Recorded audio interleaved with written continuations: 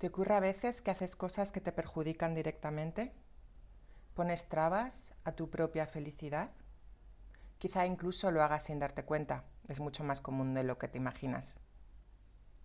Pero ¿por qué lo hacemos? Quédate conmigo y te cuento lo que he aprendido a través de mi experiencia personal con el autosabotaje, que es mucha.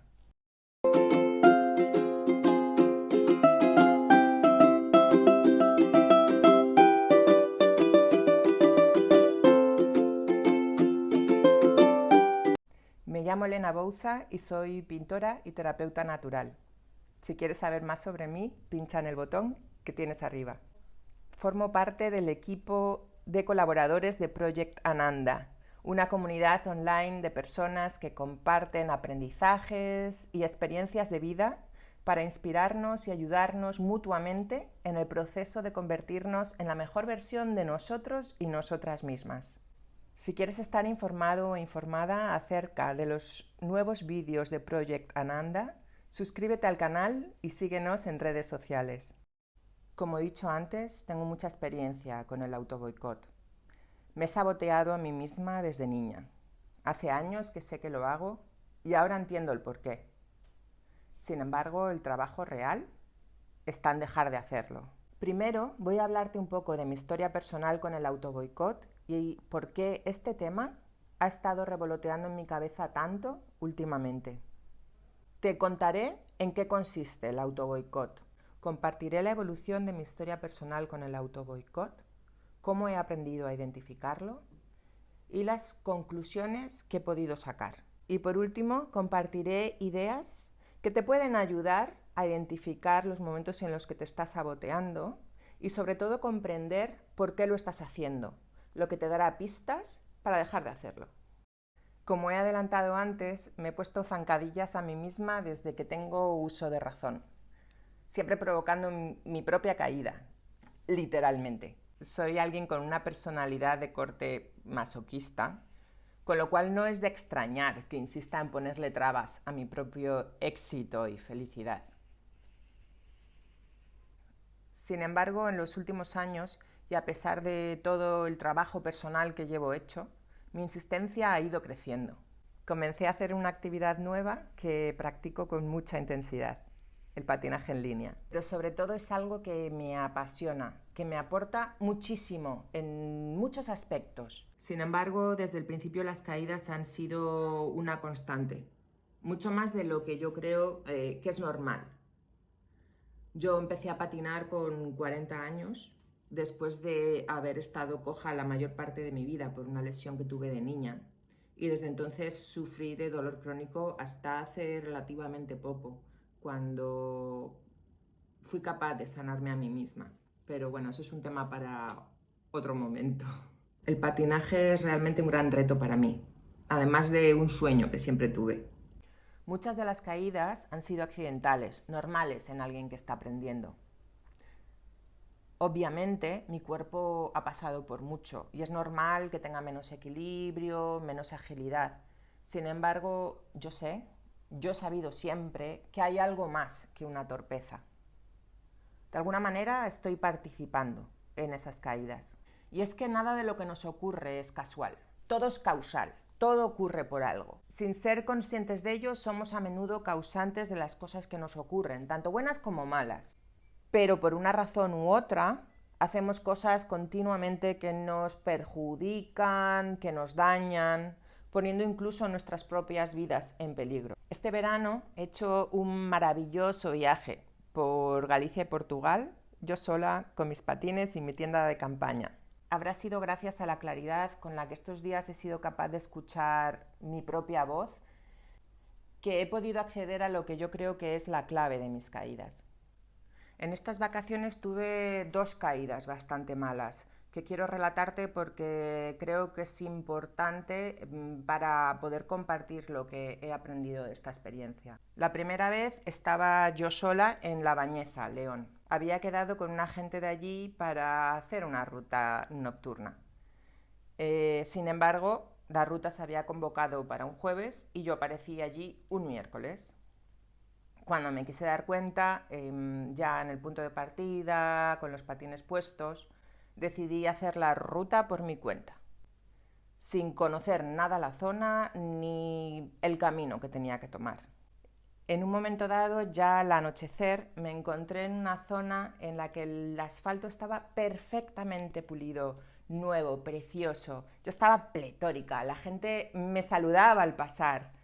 Poco a poco, mientras estaba anocheciendo, yo empecé a alejarme del pueblo. Yo llevaba una linterna y una luz en el casco, pero no era suficiente porque estaba en mitad del campo, en un sitio que no conocía. Oí una voz en mi cabeza que me decía: ¿qué estás haciendo? Pero no escuché.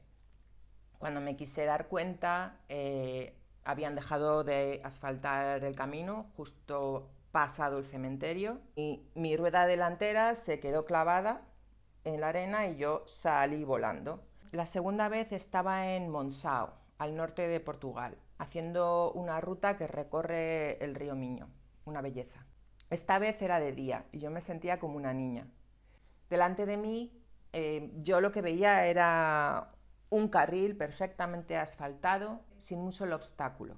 Entonces reduje la velocidad, me puse en postura de seguridad y me dejé rodar mientras saqué el teléfono. Cuando me quise dar cuenta, estaba volando por los aires. No entendía lo que había pasado. Mi pecho tocó contra el suelo y yo escuché en mi cabeza: esta es tu última oportunidad. No sé de dónde vino eso, pero da igual. Y esta vez sí me llegó la certeza de estar jugando a la ruleta rusa con mi propia vida.